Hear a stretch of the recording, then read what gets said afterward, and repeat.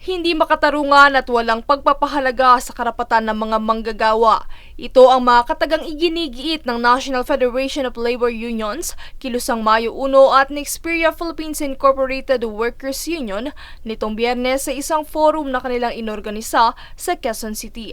Sa kanilang mga pahayag ay mababatid ang kanilang matinding pagtutol sa mass dismissal o pagtatanggal ng mga empleyado ng kumpaniyang Nexperia. Ang Nexperia Philippines ay isang manufacturing company na gumagawa ng mga semiconductor, computer at iba pang electronic component products. Sapagkat anila, nakasalalay sa dismissal na ito ang kabuhayan ng mga manggagawa sa naturang kumpanya.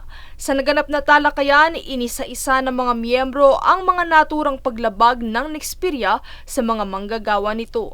Nilalabag nila yung karapatan kaya sila ay kinasuhan namin ng unfair labor practice dahil bagamat nililegalisan nila sa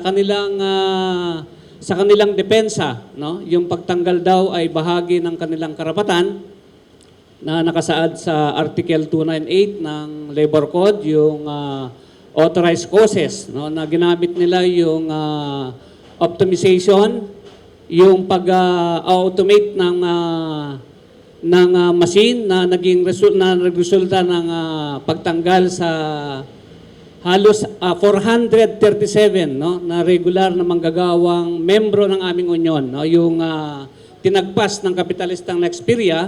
Dagdag pa ni Pascual, ginagamit nila yung kanilang supervisor para i-harass at i-intimidate yung mga manggagawa para pumasok doon sa retirement program dahil di umano sila ay hindi performer at later on o eventually sila rin yung tatanggalin kapag hindi nila tinanggap yung offer. Ang mga aksyong ito ng kumpanya ay nakabatay sa pagsasara ng Censor Department ng Nexperia noong nakaraang taon kasabay ng pagtatanggal din ng ilang empleyado. Base sa town hall meeting na isinagawa ng Nexperia, sinabi nito sa mga empleyado na kaya ito umantong sa ganitong desisyon ay dahil na rin sa mababang produksyon dulot ng ilang salik, gaya na lamang ng cost optimization at efficiency improvement ng mga empleyado pagdating sa machine operation.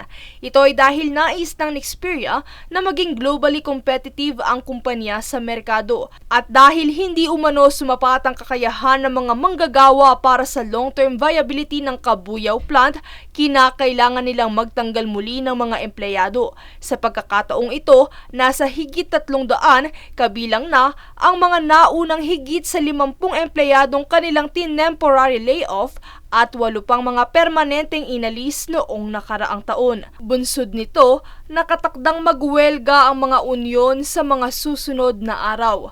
Anila, ang forum na ito ay isa lamang sa kanilang paghahanda para sa kanilang pagkilos na ilulunsad alinsunod sa pagsulong ng karapatan ng mga manggagawa. Princess Castro, nag-uulat para sa One Media Network.